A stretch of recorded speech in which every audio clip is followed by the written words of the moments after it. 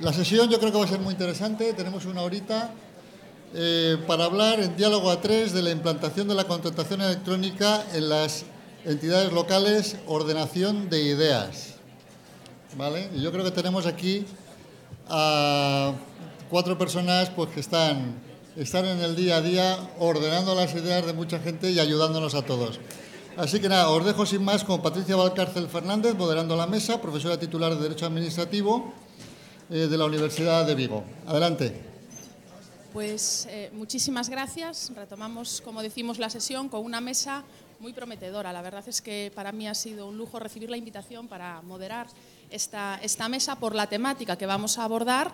Decía Miguel de Ibas al inicio, citando a Carlos Daniel Casares, que el ámbito local era un ámbito especialmente propicio, a lo mejor no es lo más idóneo, pero era especialmente propicio para hacer experimentos, y decía, no solamente por la temática que vamos a abordar, muy necesario en el análisis, sino también por los pesos pesados con los que cuento para desarrollar esta mesa.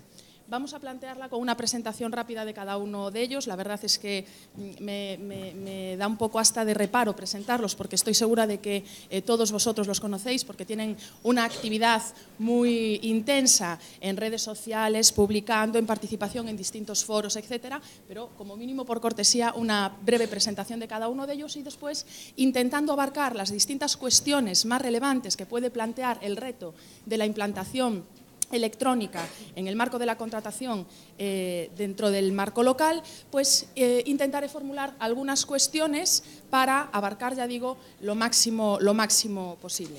Contamos, en primer lugar, con Concepción Campos Acuña, con Conchi. Ella es secretaria de Gobierno local, actualmente en el Ayuntamiento de Vigo, es doctora en Derecho.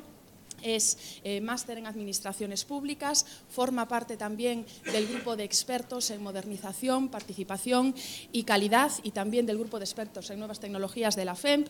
Tiene innumerables publicaciones, colabora de forma muy asidua con la editorial Wolters Kluwer, publica en las revistas más relevantes, tanto con consultor de los ayuntamientos y de los juzgados, contratación administrativa práctica. Es difícil seleccionar alguna de las obras que ella ha dirigido o en las que ha participado, pero están todas muy volcadas en el ámbito de la contratación electrónica, actuación electrónica en las administraciones públicas, procedimiento administrativo electrónico, protección de datos, etc. En segundo lugar, contamos con Víctor Almonacid Lamelas. Él es funcionario local con habilitación nacional, actualmente es secretario general técnico del Ayuntamiento de San Cristóbal de La Laguna. También, qué decir de Víctor, es un incansable bloguero. Agradecemos muchísimo todas las opiniones que vemos constantemente, también en el marco, desde hace ya muchísimo tiempo, de las nuevas tecnologías y el derecho. Es experto en nuevas tecnologías y derecho. Y como punto de contraste, pero muy importante también, porque la visión jurídica la vamos a completar con la visión económica, contamos también con Marián Tur Díaz, que ella es viceinterventora en el Consejo Insular de Ibiza. También, ya digo, muy activa en la intervención en distintos foros relacionados con las cuestiones que vamos a tratar. Y precisamente por ello yo les agradecería que nos dieran pues, su visión, partiendo de las reflexiones que han hecho con todos los trabajos que han desarrollado y sobre todo de su experiencia práctica como gestores que día a día tienen que lidiar con los retos y problemas que plantea la aplicación electrónica en la contratación pública en sus entidades, pues algunas de estas cuestiones. Empezaré con Conchi y vamos a empezar con un planteamiento un poco más global y general. Y quería conocer cuál es tu experiencia, tu opinión acerca de cómo la implementación de la contratación electrónica nos puede servir para avanzar realmente, no solo formalmente, sino realmente, en la consecución de resultados de los objetivos de transparencia que nos tenemos marcados y objetivos de incrementar la integridad que se espera del sector público. Muchas gracias, Patricia, por tus amables palabras y por la presentación. Y muchas gracias también a la organización por el éxito del evento, pero sobre todo por la conformación de un programa, yo creo que tan bien estructurado en cuanto a las materias y la elección de los ponentes, no lo digo por mí, evidentemente, y por supuesto felicitarles por el éxito de la convocatoria. Bueno, antes de comenzar, como me gusta ser transparente, voy a decir que no voy a hablar del contrato menor. Lo siento mucho. Si alguien ha venido aquí a escuchar que iba a decir algo en materia de contrato menor, pues transparencia total, ya podéis seguir con el café o con lo que queráis, porque bueno, yo creo que esto es como un gremlin. Le estamos dando de comer y se está multiplicando, multiplicando y multiplicando. Y un solo precepto está acabando con todos los que estamos intentando poner un poco de orden, ¿no?, precisamente en la contratación pública. Por eso, lo que yo voy a exponer, o lo que voy a intentar exponer durante el tiempo que tengo, es cómo precisamente la contratación pública, como bien planteaba Patricia, supone una gran herramienta para conseguir una contratación íntegra y transparente, sobre dos pilares fundamentales, ¿no?, precisamente el artículo 63 y el artículo 64 de la ley. Fijémonos que la ley dice que uno de sus objetivos, su primer objetivo, es lograr una mayor transparencia en la contratación. Una ley de contratos, y que hace hablando de transparencia como su primer objetivo, ¿no? Debería de ser la contratación estratégica, la contratación socialmente responsable, así que ya nos podemos situar un poquito en la materia. En teoría, según los datos que tenemos de la Unión Europea, el coste anual de la corrupción en la contratación asciende aproximadamente a 120.000 millones de euros, un 1% del PIB de la Unión Europea. Ahora contemos esto, no en contratos menores, sino en provisión de bienes públicos, en servicios, en la realización de infraestructuras. Todo esto que no se está haciendo. Tenemos un elevado coste de transacción como consecuencia de la corrupción. Y en ocasiones, no porque la corrupción sea que alguien se lleva algo o se están financiando inadecuadamente determinados partidos, etcétera, sino simplemente por ineficiencias en la gestión que permite demasiado bien la tramitación en papel y que dificulta extraordinariamente la contratación electrónica. Las propias directivas, en sus considerandos, exponen cómo la contratación electrónica supone, por la simplificación y la transparencia que permite, un elemento contra el fraude, para luchar contra el fraude y contra la corrupción. La inexistencia de múltiples licitadores hace que la competencia sea menor. Y a menor competencia, los precios se incrementan hasta en un 30%. Ojo, hasta en un 30%. Pensemos que, vuelvo a decir, todo lo que no se hace, porque a veces pensamos en abstracto, en todo eso que se pierde, pero lo que tenemos que pensar es que en todos esos recursos públicos que se pierden y consecuencia de lo cual no recibimos esa prestación. Arrímese más el micrófono, que es que no se escucha desde arriba. ¿Qué está en verde? Vale, si no le dejo. Gracias. Bueno, como tengo buen tono de voz, creo que me habréis escuchado perfectamente, así que continúo. Por eso lo que quiero decir es que, por una parte, la ley actúa a través de la transparencia. Artículo 63 de la ley, nuevo perfil del contratante. Bueno, esto podría ser lo que decimos la transparencia formal. Efectivamente, es una transparencia formal, de repente tenemos toda la información publicada. Ojo, lo que sucede es que el perfil del contratante, y además ahora alojado en la plataforma de contratos del sector público, hace que en un único punto todos los licitadores tengan la información de este complejo ecosistema de entidades del sector público. Más de 20.000 entidades contratando. Ahora pensemos que somos un licitador. ¿Cómo vamos a poder informarnos, acceder a esta información, tener en consideración la presentación de las ofertas? Alguien me dirá, esto está siendo más difícil. La contratación electrónica de momento está dificultando el acceso. Las mesas de contratación han pasado de durar 1 hora a durar 4 horas. Las empresas se vuelven un poco locas a la hora de presentar. Bueno, todo cambio y toda transición tiene sus dificultades, pero los beneficios añadidos que conlleva la tramitación electrónica de la contratación son innumerables, desde el punto de vista de la eficiencia, desde el punto de vista de la simplificación. Y ahí nos encontramos con que la regulación que hace el 63 nos introduce también muchísima más información, de tal modo que en cualquier punto, cualquier licitador va a poder tener acceso a esa información, a esos pliegos, a los modificados, a los informes de necesidad. Se va a permitir algo que se hace poco, que es rendición de cuentas. Yo he sacado un contrato inicialmente y justificaba la necesidad del contrato en unas determinadas circunstancias objetivas que se daban pues, en mi término municipal, en mi entidad local, etcétera, y luego el contrato ha cobrado vida a lo largo del mismo y ha acabado sirviendo para cualquier otra cosa. Pues como ahora yo tengo algo que se llama un perfil del contratante en el que tengo mucha información y que va a permanecer viva en el perfil del contratante, mañana cualquiera de los licitadores que no obtuvieron ese contrato, por ejemplo, cualquier usuario, cualquier agente de la sociedad civil, agentes sociales, agentes de la representación económica, nos van a poder decir, oiga usted, no se han cumplido estas finalidades. ¿Por qué razón? Porque nuestra información va a estar viva durante 5 años. 5 años. Yo voy a tener el histórico yo voy a saber qué se hacía. Ahora en mayo tenemos elecciones municipales. Y en ocasiones, no me pregunten por qué, sucedía algo, y es que cuando había un determinado gobierno, había determinadas empresas que, casualidad, se llevaban las adjudicaciones, y cuando se produce un cambio de gobierno, en el siguiente mandato observamos que son otras empresas.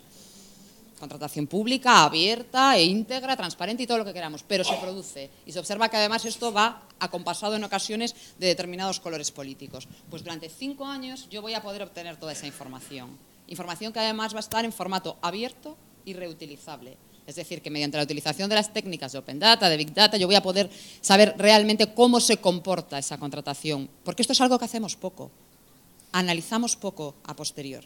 Hacemos muy poco seguimiento y muy poca evaluación de nuestros contratos.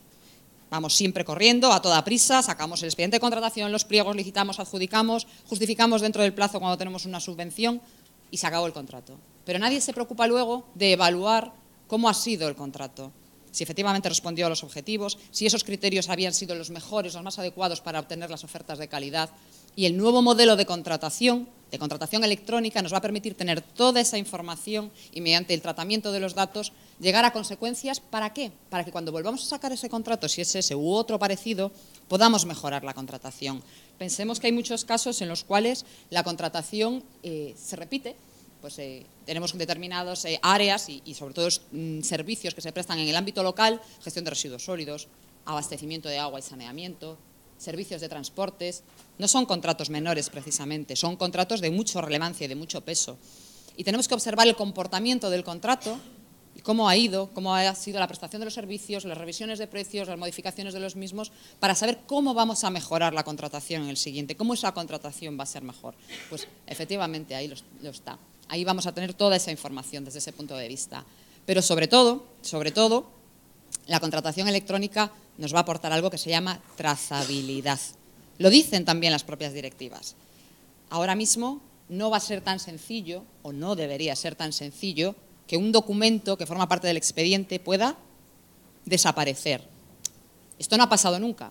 Nunca ha desaparecido un documento, nunca se ha cambiado la fecha de un documento, nunca se ha antedatado, firmado a posteriori, incorporado, porque los hay que desaparecen, pero los hay que aparecen, ¿no? De repente tú adviertes la inexistencia de un determinado documento para que formase adecuadamente el expediente de contratación y, oh sorpresa, al día siguiente resulta que ha aparecido. Esto no es como el Gremlin, ¿no? Que ya directamente entra. Esto, con la contratación electrónica, como poco, es más difícil. No digo que sea imposible, pero bueno, no somos ingenieros de la NASA para poder hacerlo. Yo cuento a veces que me sucedió cuando en una ponencia hablando de contratación, de administración electrónica, de procedimiento administrativo, al finalizar alguien se acercó a mí, 2 personas de hecho, para preguntarme cómo se podía hacer para contratar un hacker. Yo, ¿perdón? Si yo sabía de unos pliegos, de algún expediente, de alguien que, bueno, no evidentemente le íbamos a llamar hacker. Yo, bueno, no, evidentemente no le vamos a llamar hacker, pero que con esto todo del procedimiento, a veces pues, había que cambiar un informe, había que cambiar una fecha, había que cambiar una firma, había que, ¿no? Había muchos había que. Claro, yo creo que mi cara de perplejidad era tan absoluta que ya lo dejaron como estar. Entendía que cuando hay que cambiar algo y se produce en el marco de un procedimiento, grabas un comentario, haces una nueva diligencia, dices detectado error, etcétera, etcétera, etcétera, y transparencia y trazabilidad en el expediente dejan constancia de por qué se toma esa decisión, ¿no? De por qué se toma esa decisión.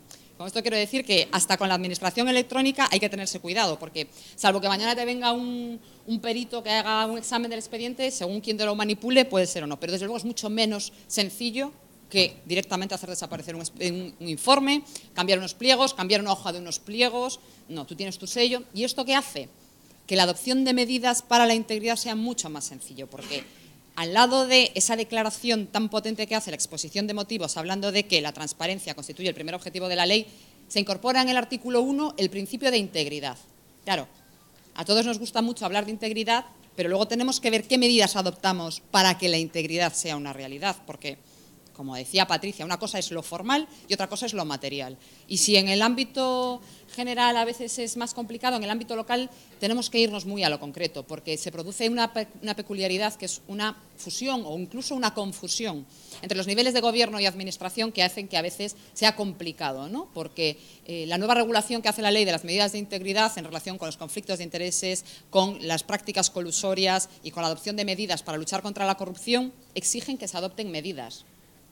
Ojo, doy por hecho que todos los que estáis aquí tenéis alguna participación directa o indirecta en la contratación en vuestras respectivas entidades. Hay un artículo, que es el artículo 64, que contiene un mandato directo a los órganos de contratación. Y es que tienen que adoptar medidas de lucha contra el fraude y la corrupción, medidas para la prevención de los conflictos de intereses, medidas para garantizar el principio de igualdad, para garantizar la libre concurrencia, porque no nos olvidemos, integridad y transparencia y contratación electrónica no son sino instrumentos para alcanzar el cumplimiento de los principios básicos de la contratación pública, de esos principios de igualdad, de libre concurrencia, de máxima competencia, y si no los garantizamos, no vamos a poder tenerlos. Claro, pues, ¿cómo me lo va a permitir? Pues lo mismo otra vez. ¿Cómo voy a saber yo si uno de los miembros de la mesa de contratación está en curso en un conflicto de intereses?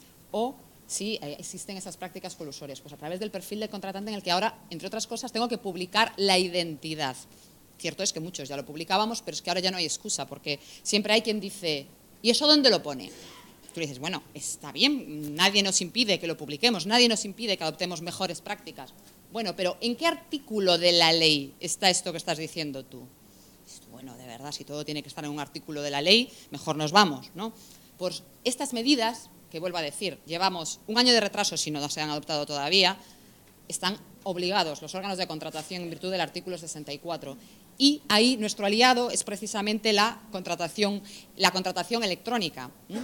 Porque es una garantía de integridad por esa trazabilidad que nos ofrece, por la seguridad de la tramitación de los expedientes, en evitar esas prácticas colusorias, en establecer mecanismos, procedimientos que no tienen que estar en un artículo de la ley, porque vuelvo a decir, no todo puede estar en un artículo de la ley, pero nosotros lo que sí podemos hacer es aprovechar las oportunidades que nos ofrecen las herramientas de contratación electrónica para diseñar los procedimientos. Me diréis, el procedimiento abierto, el abierto simplificado, el abierto supersimplificado, todos están ya diseñados en la propia ley. Sí, pero la ley no lo puede contemplar todo, pero mi herramienta de gestión, mi herramienta de contratación sí lo permite. Y lo permite además en un doble aspecto, interno y externo, porque a pesar de que no le guste escucharlo a mucha gente, no hay corrupción sin corruptor. Y aquí el sector privado tiene mucho que decir y tiene mucho que hacer y nosotros tenemos mucho que exigirle. Y el hecho de que las ofertas entren a través de una herramienta, de una plataforma electrónica encriptadas, también evita cualquier tipo de duda sobre el acceso al contenido, la manipulación de su contenido, ¿no? En este caso, en la apertura o no de los sobres puede ser un problema. Yo tengo un compañero que le aparecieron abiertos los sobres de un expediente de contratación. Los tenías en tu armario estupendamente y aparece abierto uno de los sobres de una de las ofertas de las empresas. ¿Qué haces? ¿Qué haces? Pues yo creo que él actuó correctamente. Lo que hizo fue dar cuenta a la Fiscalía de que se había encontrado dentro de su armario, que estaba cerrado con llave, una de las ofertas abiertas. ¿Qué hizo la Fiscalía? Le imputó por infidelidad en la custodia de documentos públicos. ¡Oh! Claro, fijaos cuál es la lección. La siguiente vez, ¿qué haces? Coges un celo y lo cierras bien allí o con el vapor, abres todos para que, y los vuelves a cerrar todos para que parezca un defecto general. Claro, pues todas estas problemáticas que pueden parecer anecdóticas, al final estaban sucediendo y se generaban determinados problemas, porque evidentemente estamos hablando de una licitación que se anula. Tú te encuentras esa situación y esa licitación hay automáticamente hay que pararla, llevarla atrás. Ahora esto no puede suceder. Vuelvo a decir, quizás aquel sujeto consiguió contratar a un hacker y puede abrir las ofertas, desencriptarlas y todo lo que sea, pero ya no va a ser tan sencillo. Todas estas garantías hacen que se conforme ese procedimiento de contratación respondiendo al nuevo modelo, ¿no? Cuando hablan las directivas europeas de la nueva gobernanza, del nuevo modelo de contratación, está hablando sobre todo de eso, de una herramienta de contratación íntegra, porque una contratación íntegra que permite la prestación de mejores servicios, mejor calidad en los suministros y mejor calidad en las infraestructuras. Y al final no deja de ser sino la mejor prestación de servicio a la ciudadanía y la mejor respuesta al interés general. Por eso que, a mi modo de ver, no hay sino razones a favor de la contratación electrónica. Si a alguien no le gusta, de todos modos, es la obligación, pero lo que tenemos que aprovechar son las sinergias que se producen ahí para mejorar, para establecer todos esos ítems dentro de nuestra tramitación electrónica que nos permitan el control. Ley de inspección de los servicios de la Generalitat Valenciana, Saler o Satán, como le queramos llamar, que parte de una premisa que es el establecimiento de un tratamiento de datos, de una potente herramienta de tratamiento de datos para prevenir la corrupción, para gestionar la integridad, para beber de las fuentes de declaraciones de intereses, de todos los datos que tenga a su disposición, de la gestión económica, para detectar, para levantar banderas rojas cuando pueda haber integridad. Claro, para eso es fundamental que yo tenga todo metido en un único circuito, que es el circuito electrónico, para que toda esa información pueda saltar, para que cuando yo le pido declaraciones de intereses a los miembros de la mesa de contratación o a los miembros del órgano de contratación, para que cuando yo arrastro los datos de los licitadores, que también me tendrán que decir que no están incursos en conflictos de intereses, esto pueda saltar, se pueda levantar la bandera roja y yo pueda evitar que esto llegue al final. Porque cuando esto acaba mal, es decir, cuando esto acaba en el juzgado, ya no hay nada que hacer. El contrato ya se habrá malogrado, el servicio ya se habrá prestado ineficientemente, el daño al erario público, a las arcas públicas, ya se habrá producido. Por eso que lo que tenemos que intentar es trabajar desde la prevención. Y en esa línea es precisamente en la que tenemos que encontrar la contratación electrónica en particular, pero la administración electrónica en general, como una herramienta para ser más íntegros, para ser más transparentes y, sobre todo, para prestar mejores servicios. Muchas gracias.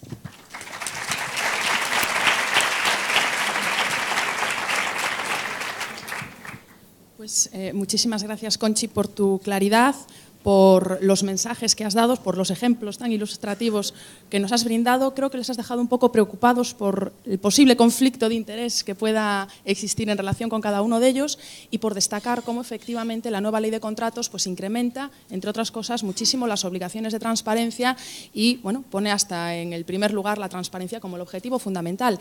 Vamos a ver si luego lo cumple. Por lo que nos ha dicho Conchi, pues a lo mejor en la parte más preparatoria de los datos que hay que dar a conocer para la licitación y después de la licitación, sí, pero ¿qué pasa durante la fase de ejecución del contrato? Lo dejo ahí puesto el tema porque después Marian nos va a ilustrar cómo efectivamente una de las grandes olvidadas es la transparencia durante la fase de ejecución del contrato. Pero antes de eso, contamos con Víctor y a Víctor, si me permite, le voy a plantear tres cuestiones muy variadas, pero creo que muy complementarias también.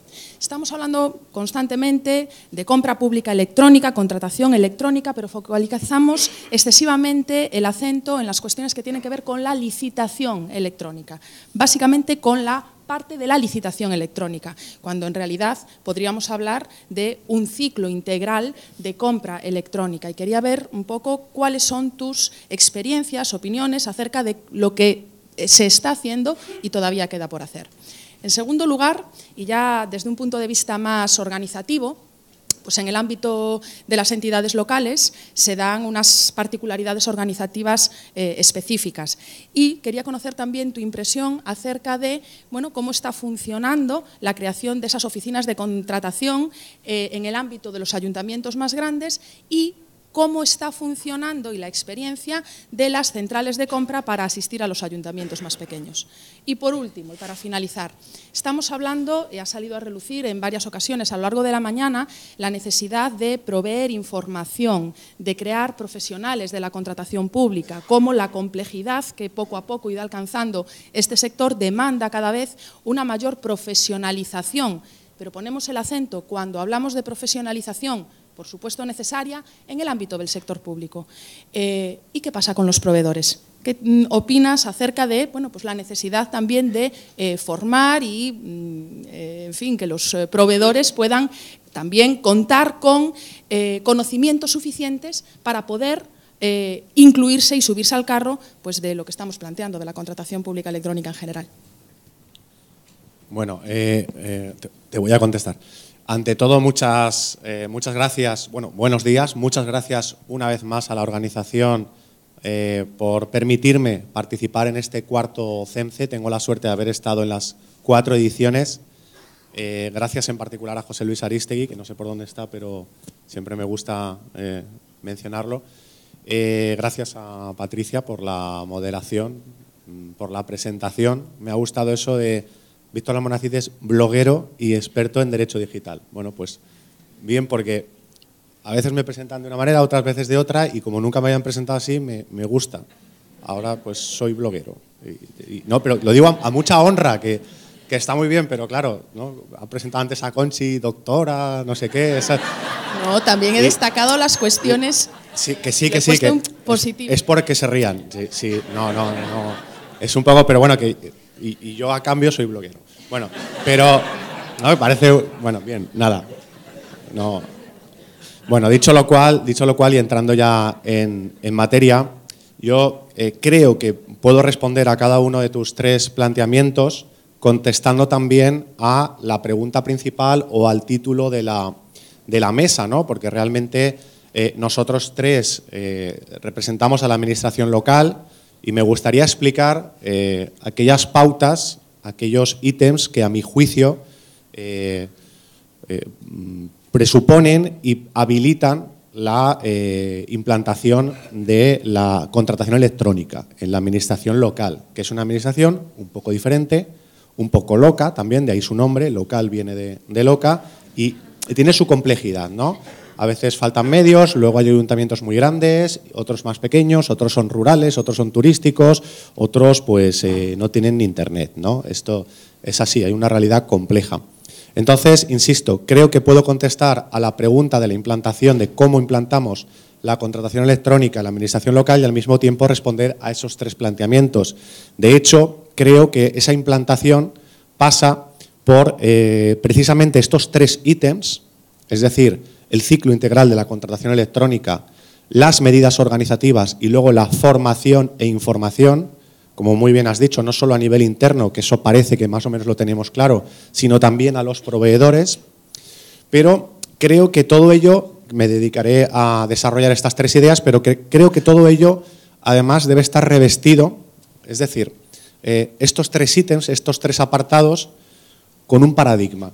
Con lo cual podríamos decir que se puede implantar la contratación electrónica en las entidades locales cumpliendo estos 3 ítems, pero además un paradigma, que lo voy a decir, de hecho voy a empezar por el paradigma y luego entro en materia, y el paradigma no es otro que el liderazgo y la claridad de ideas.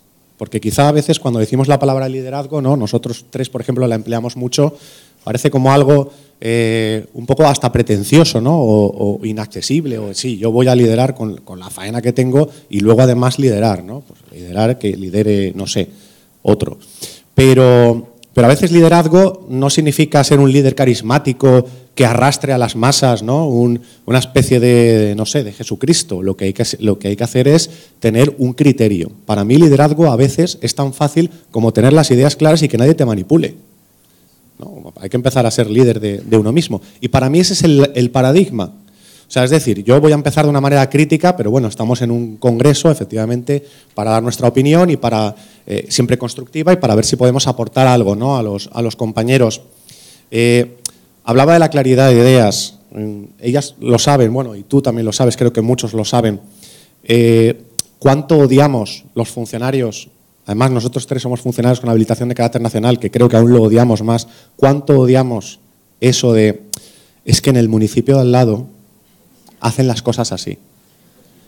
¿Has hablado con el secretario del municipio de al lado y con el de los demás municipios de la comarca? Porque todos lo hacen de una manera y solo tú lo quieres hacer así. Claro, si dudas, estás muerto. O sea, yo sé, claro, como muy bien, además esto lo dice Conchi, no lo digo yo, como muy bien, digamos, hay que decir, o también dijo ella, hay que responder ahí, en este caso, de que muy bien, efectivamente, el ayuntamiento al lado lo hacen de la manera que lo hagan. Ojo, sí es verdad, porque también puede ser que te estén metiendo ahí una fake news, pero yo resulta que soy el secretario de este ayuntamiento. Mala suerte. ¿Y usted es el alcalde de este ayuntamiento? Los 2 hemos tenido mala suerte. Y entonces yo, el día que me toque trabajar en otro sitio, pues tendré la misma conversación con el otro alcalde. Pero resulta que aquí pues vamos a hacerlo así, o por lo menos yo voy a defender que se hace así y luego háganlo como quieran y pues a lo mejor en el caso de los interventores se puede poner un reparo o ya veremos, ¿no? Pero quiero decir, hay que hacerse fuerte, ¿no? Por eso digo lo del liderazgo. Pero claro, en esa vamos a decir, duda que a veces tenemos, ojo, no es fácil, esto es más fácil la teoría que la práctica. Luego, todo son presiones, el día a día es un poco complejo, ¿no? Sobre todo cuando no se tienen medios, como dije, dentro de este abanico de municipios, de ayuntamientos más modestos, ¿no? Pero claro, y decía, voy a ser crítico, el caldo de cultivo en el que nos movemos fomenta, alimenta esta inseguridad. Porque si yo quiero tener claridad de ideas, esa fortaleza mental, ese liderazgo entendido en ese sentido, y luego hay criterios por aquí, por allí, la junta consultiva, las juntas consultivas. Yo tampoco quería hablar de los contratos menores, la OIRESCON. Yo he decidido no oír a la OIRESCON, se podría llamar no OIRESCON, pero con todos los respetos hacia la institución, pero es que ya estoy mareado. Yo con el contrato menor acabé hace un año cuando estaba en Ibiza, precisamente en el Consell, con Marian, en un paseo que di por una ruta muy bonita que daba a un barranco. Yo ya tiré el contrato menor por el barranco y ahí está. Para mí ya murió ese día. Yo me olvidé del contrato menor. ¿Qué quiero decir con esto del liderazgo y la claridad de ideas? ¿De verdad nos hace falta que venga una entidad? Me da igual ya si es vinculante para el sector público estatal o para todo el sector público. Me da igual el fondo del asunto, porque si entramos en el fondo del asunto necesitamos una mesa solo para eso. Y la verdad es que no es muy afortunado. Pero bueno, no voy a entrar en el fondo. Pero resulta que en marzo de 2019 tengo que esperar a que me digan cómo aplicar una ley de 2017 que entró en vigor en marzo de 2018. Porque el lema del Congreso es un año después de la entrada en vigor de la ley. O sea, ¿de verdad alguien estaba esperando a estas alturas a que la OIRESCON, insisto, o quien sea, le diga cómo tiene que tramitar los contratos menores? A ver si los que somos menores somos nosotros, que somos menores de edad y necesitamos a nuestro padre, a nuestra madre que nos diga lo que tenemos que hacer. A mí no me hace falta ningún órgano consultivo, lo digo, pero de verdad, no lo digo con soberbia, lo digo con humildad. A mí no me hace falta ningún órgano consultivo para controlar que un contrato menor no se fraccione o decir o explicar a los compañeros que lo que hay que controlar es por ejercicio presupuestario, por objeto de contrato. Al final hay varios criterios. Luego está lo del CPV, que igual lo explica mi compañero Julio esta tarde, pero quiero decir que hay varios criterios, coja uno. O cojan uno, pero lo que no puede ser es que esté tembloroso a ver hoy qué junta consultiva o qué órgano dice qué cosa para saber lo que tengo que hacer, o lo del alcalde que me dice que el secretario del municipio de al lado, o el debate, otro maravilloso debate, más manido aún que el de los menores, bueno, más manido es casi imposible, ¿no? Pero también muy manoseado, que es el de la contratación electrónica sí y el de la contratación electrónica no.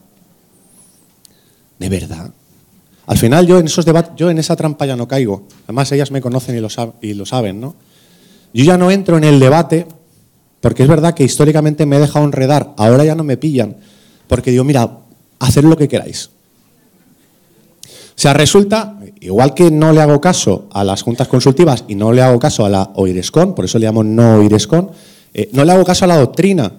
De verdad, porque está muy bien, a ver, no le hago caso, está bien de vez en cuando porque te da pistas y tal, pero yo luego tengo mi criterio. Lo que no puedo hacer es es que el debate de la contratación electrónica era ridículo. Primero, ley de procedimiento en 2015. El procedimiento es electrónico excepto el procedimiento de contratación, que es por ley especial. Ojo, es defendible esta postura, pero quiero decir, es lo que decía la mayoría. Ley de contrato del sector público 2017.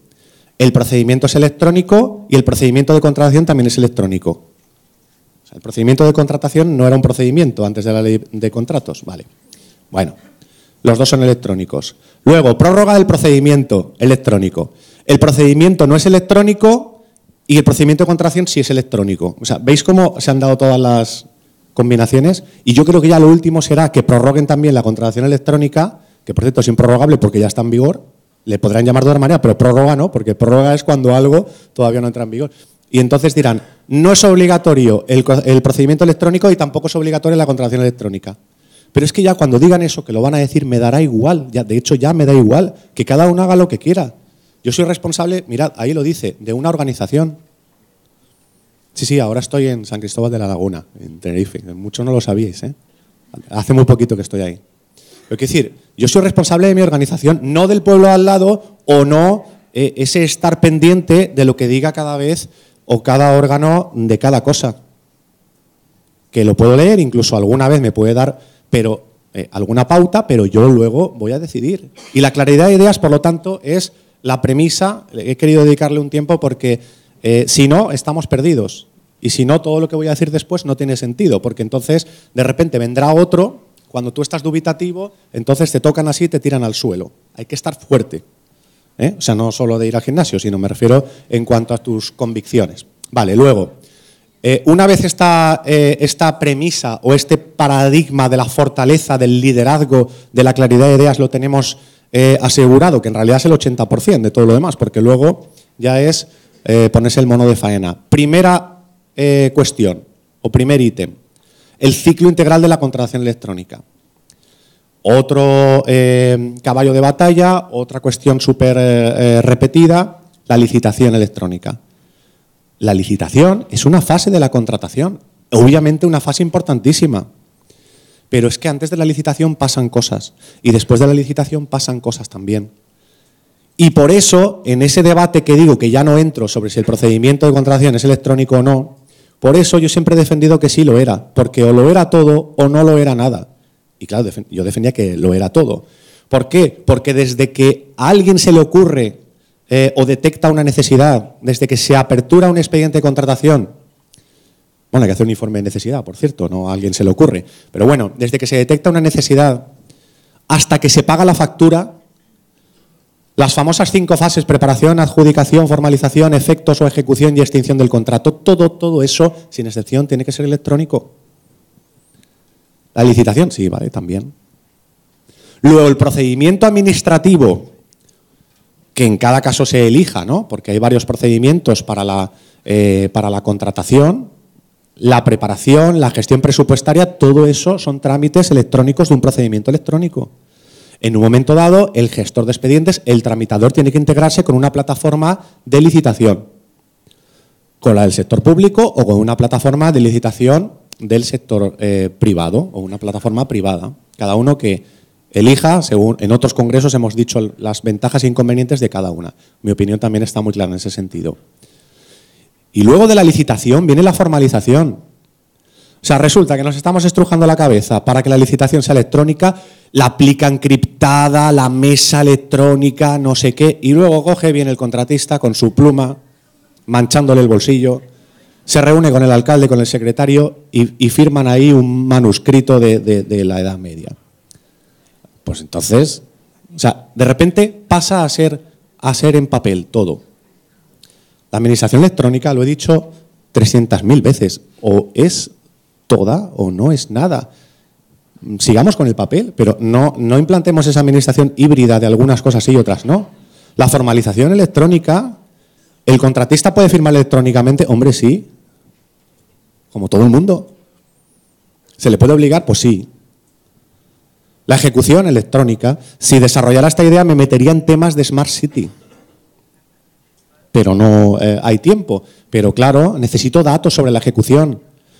Creo que Marian va a hablar algo de eso. ¿Y dedicamos tiempo y energía y personas a controlar la ejecución del contrato? Que cuanto más electrónica sea, mejor para controlarla, porque tendré datos. Luego la extinción, que normalmente suele ser pues un acta de recepción y una factura, por supuestísimo, electrónico. El ciclo integral, que es lo que me has preguntado. Todo electrónico. Para eso hay que definir los procedimientos. Desde el procedimiento del contrato menor, que es un procedimiento, hasta pues el abierto, o sea, todos. Que por cierto, ya lo último que digo del menor, o sea, es decir, de verdad no hay otros procedimientos, lo digo porque he mencionado el tema del procedimiento, el supersimplificado, que yo creo, no sé si alguien ha cogido la indirecta de Europa, es que el sentido teleológico de la ley, no el teológico, que sería religión, teleológico, también es fuente de inspiración, no solo las juntas consultivas. ¿Qué es lo que quiere Europa? Pues a lo mejor hay un nuevo procedimiento que es el supersimplificado o el abierto simplificado abreviado, que es el que prevé Europa para contratos de escasa cuantía. Y tenemos sistemas dinámicos de adquisición. Bueno, esas cosas que nunca utilizamos. Tenemos acuerdos marco, tenemos catálogos electrónicos, tenemos centrales de compras, que también lo has mencionado. Ayuntamiento pequeño, central de compras. Ayuntamiento grande y ahora, o mediano, o consejo insular, diputación, etcétera. Y ahora voy al segundo ítem, el organizativo. El de cómo organizo, cómo lo monto, ¿no? Un poco la paraeta. Cómo organizo mi contratación a nivel de recursos humanos, a nivel organizativo. Bueno, pues ya lo he dicho, el modelo de ayuntamientos pequeños, el modelo de ayuntamientos un poco más grandes, entiendo que pasa por la centralización de la contratación, pero a nivel orgánico. Puede ser una central de compras propia o una unidad orgánica, una oficina de contratación. Insisto, puede ser que mi compañero Julio, que está por ahí esta tarde, no se pierdan la charla. Bueno, ya es compañero porque él pertenece al Ayuntamiento de Alcira. Realmente en mi explicación estoy reproduciendo el modelo de Alcira. La contratación electrónica, ahora la segunda fase también, que la tenemos, la oficina de contratación.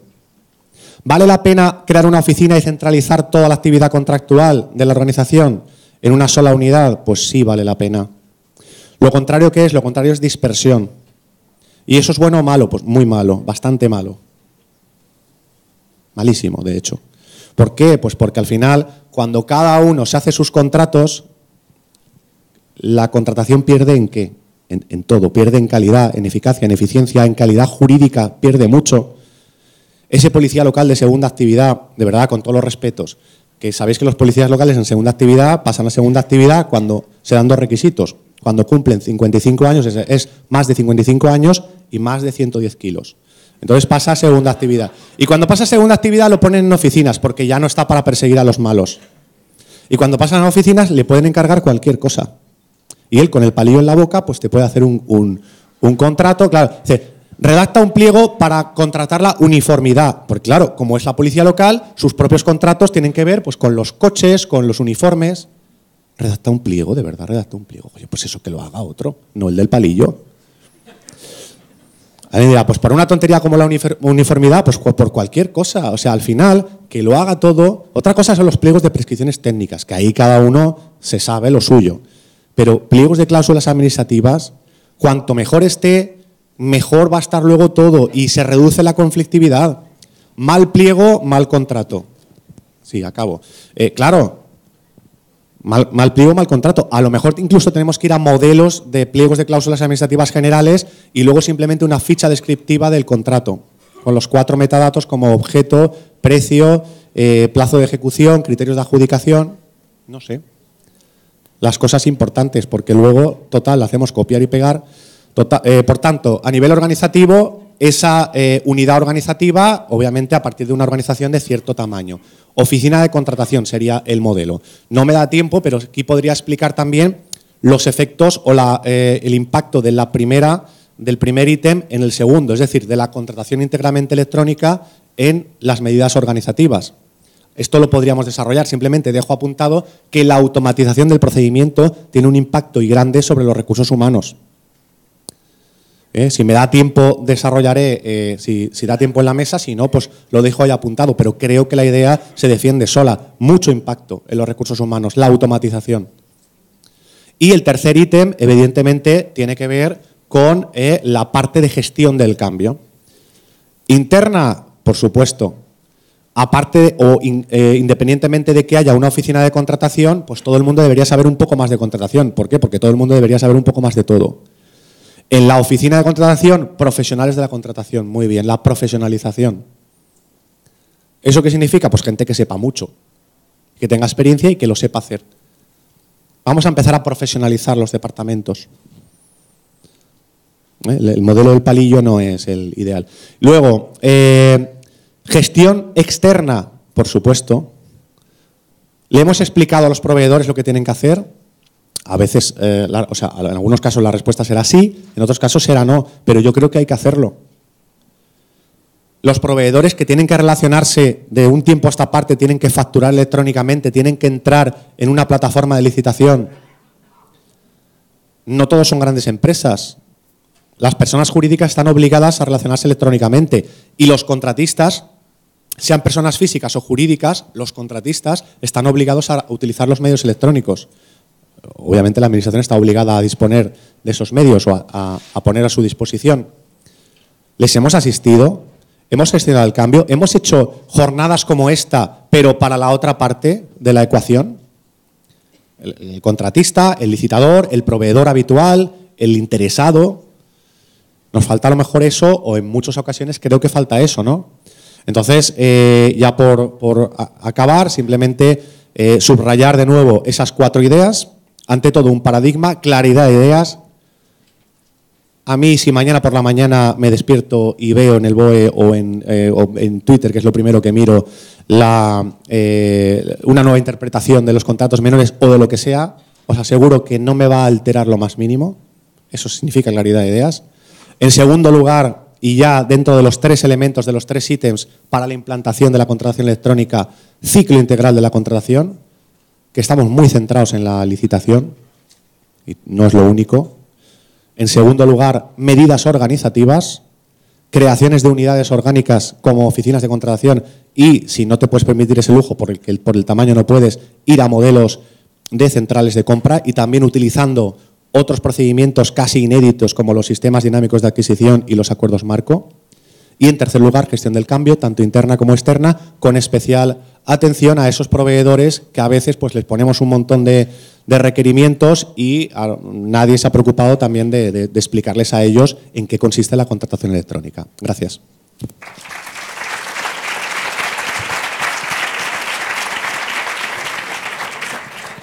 Pues muchísimas gracias también, Víctor, por la capacidad de síntesis, por la convicción con la que nos has compartido tus reflexiones y para más conocimiento, pues yo invito a leer el blog porque es sumamente útil y profesionales como él que hagan generosamente esas aportaciones, pues seguramente sirven para resolver problemas comunes que todos tenemos. Y para finalizar, y ya como un punto de vista complementario, decía, el de Mariam Tour. Y la pregunta o el planteamiento que le voy a proponer a Mariam tiene que ver, como avanzaba antes, con qué es lo que pasa con la fiscalización de los contratos. En realidad, tanto desde el punto de vista práctico como también seguramente desde el punto de vista legal, es básicamente el gran olvidado. Parece que todo termina con la adjudicación del contrato y después pues ya veremos lo que pasa. Y quería saber tu opinión acerca de cómo está influyendo o cómo puede mejorar y cómo puede avanzarse hacia un nuevo modelo de control interno en el ámbito particularmente de la contratación y si crees que todas las novedades legislativas que ha habido en los últimos tiempos, la ley de contratos, las leyes de procedimiento, etcétera, bueno, pues son suficientes o todavía podrían haber ido un poquito más allá regulando algunas cuestiones importantes. Sí, hola, buenos días. Bueno, gracias también a la organización y al lujo, ¿no?, de la mesa en la que tengo el honor de formar parte hoy para hablar del tema de la contratación. Ahora. Pues sí, hay mucho cambio normativo, ¿no? Y me atrevo a decirte en este sentido que la contestación es que sí, que está siendo suficiente, ya no solamente por el cambio normativo en la ley de procedimiento y sobre todo la de contratación, sino también a la hora de regular específicamente lo que es el control interno en el ámbito de las entidades locales. El año pasado entró en vigor el decreto del régimen jurídico de control interno de las entidades locales, que se aprobó también en el año 2017 junto con la ley de contratos del sector público. Y sí que nos viene a, bueno, ya venía de antes, ya hay muchas entidades en las cuales ya se establecía un sistema de control interno mucho más ambicioso, mucho más amplio, ¿no?, que venía ya de la mano del informe COSO y del método de las 3 líneas fundamentales, estableciendo un control mucho más amplio. Y nosotros pues, nos fiábamos más de lo que es la ley de haciendas locales, ¿no? Son 11 escasos artículos los que se dedican a regular la función interventora, un único artículo que habla del control financiero y otro del control de eficacia. Entonces sí, a los que estábamos ahí dudando todavía sobre el método COSO, si aplicarlo o no, cómo, pues efectivamente el decreto de control interno dice, ojo, vamos a ir un poquito más allá, ¿no? Y me ha hecho pues, alegría escuchar a Conchi cuando hablaba de implicarse en este tipo de control, porque hasta ahora parece que era exclusivo y único y exclusivamente de los interventores.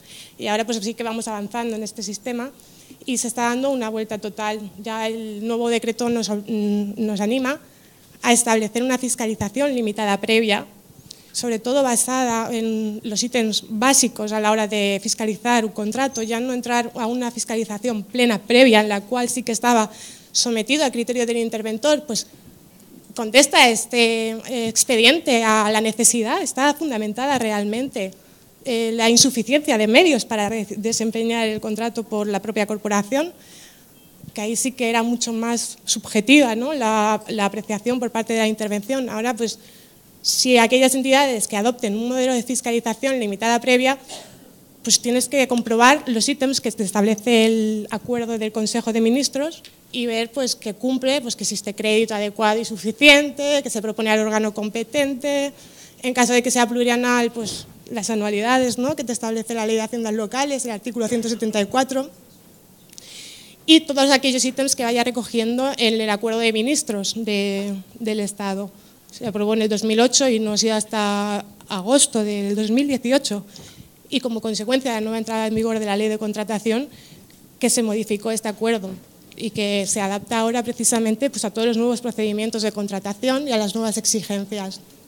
Por lo tanto, una vez que se adopta la fiscalización limitada previa, el control pasa a ser más un control a posterior, ver cómo se ha ido realizando la contratación, ver si se han cumplido o no las expectativas que se tenían, y ahí sí que ahora el papel del interventor es un poco más gestor a la hora de ir controlando y sobre todo poner propuestas de mejora a la hora de llevar a cabo, porque tenemos que identificar si se cumple cuando se establecen los ítems. Si no se cumplen, es un informe que se hace con posterioridad en el cual se ponen de manifiesto estas carencias. Yo lo digo ahora, ¿no?, que entra un equilibrio de roles. El gestor se implica un poco más en el control interno y nosotros nos implicamos un poquito más en la gestión. Entonces ahí ya se equilibra un poco. Y efectivamente, una vez que identificamos cuáles son los riesgos y los errores que se han ido cometiendo a la hora de ejecutar el contrato, ya no solamente lo que es la licitación, sino la ejecución, debemos de decir y especificar cuáles son las formas en las que se debería de corregir, por eso te digo, de la implicación que tenemos, y poner de manifiesto esas carencias que tiene la propia corporación. Y sobre todo lo que hacías referencia antes es en la propia ejecución del contrato. Ahí sí que se olvida muchas veces el técnico, ¿no? Yo ya tengo mi contrato adjudicado, ya lo que venga, ya firmo mis facturas, le doy la conformidad y ya está. Y ahí es cuando teníamos nosotros los problemas también, porque dices, no, a ver, este contrato tiene ciertas mejoras que ha ofrecido y las mejoras son obligatorias para el contratista y tiene que ejecutarlas y tiene que llevarlas a cabo. Entonces sí que estos días había un debate, ¿no?, en la red sobre la figura del responsable del contrato, que yo creo que es una figura que no se le da la suficiente importancia que debe de tener y exigir o requerir un cierto control continuo en cada una de las fases de la ejecución del gasto.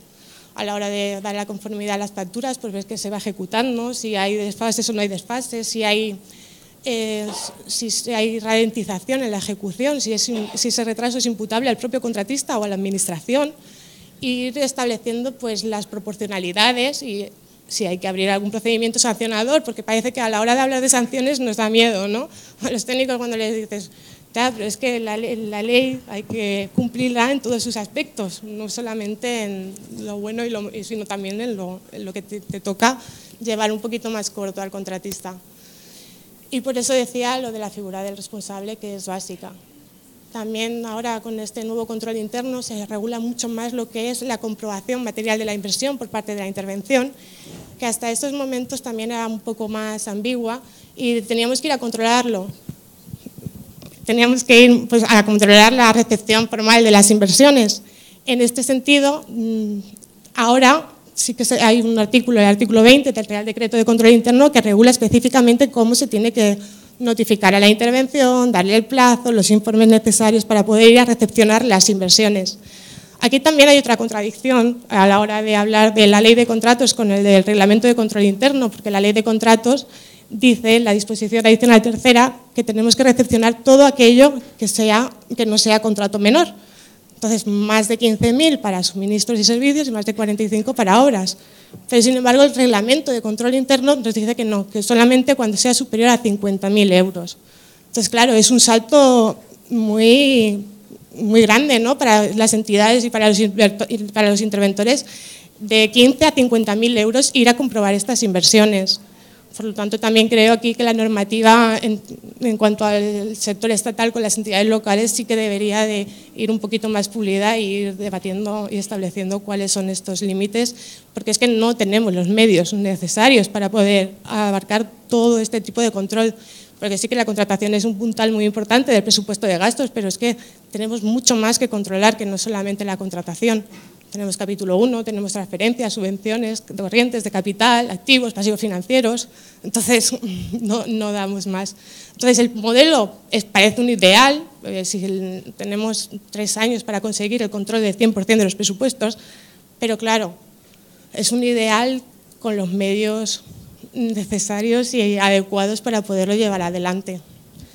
Y luego también se regula en este caso lo que es la omisión de la función interventora, que también quedaba un poquito en el limbo hasta este momento.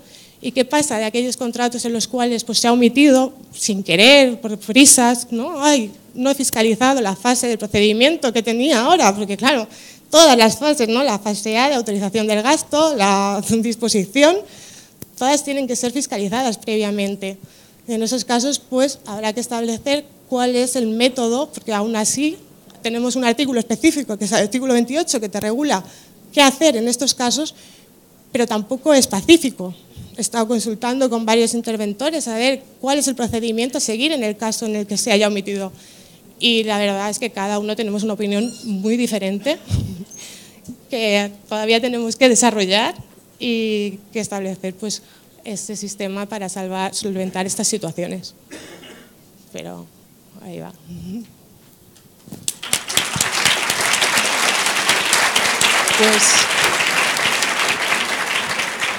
Pues muchísimas gracias también por las muy aclaradoras explicaciones y los ejemplos también y, bueno, pues en fin, las deficiencias que vemos que tiene la legislación.